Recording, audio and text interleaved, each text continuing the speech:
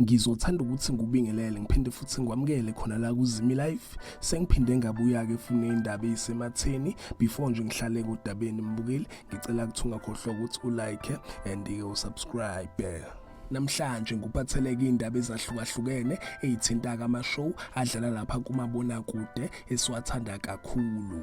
Ngizoqala ngayo ke lapha indaba emnandi. Uthando Nesithembu season 8 uyabuya ke lapha ngonyaka ka2025 ngazo ke lapha i22 January. If ukhumbula kahle Uthando Nesithembu laphela ngenkathi kumele ke sibone uwife number 5 and siyathemba ukuthi ke njengoba ke bebuya ngoJanuary sombona ke lapha uwife number 5.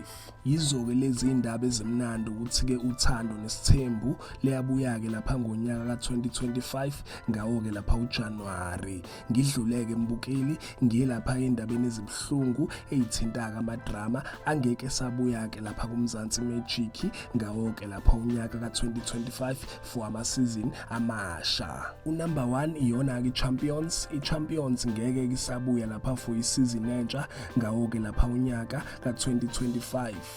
Mase kuthi ke unumber 2 kube iyona ke My Brother's Keeper. My Brother's Keeper ngeke isabuya for isizini entsha ngawo ke lapha unyaka ka2025 nayo ke futhi ikhanseliwe.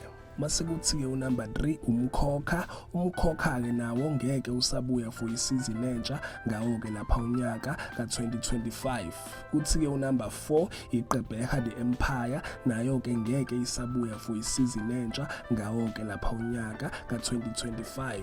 Onke ke lama drama mbukeli akhanseliwe and isizathu kacaca ukuthi kahle kahle ingane. Yizo ke lezi indaba ade ngikuphathele zona. Ngicela ke nje mbukeli ukuthi ungakhohlwa ukuthi ulike and ke usubscribe. Ake ngithi ke danke ngiyazi bongela.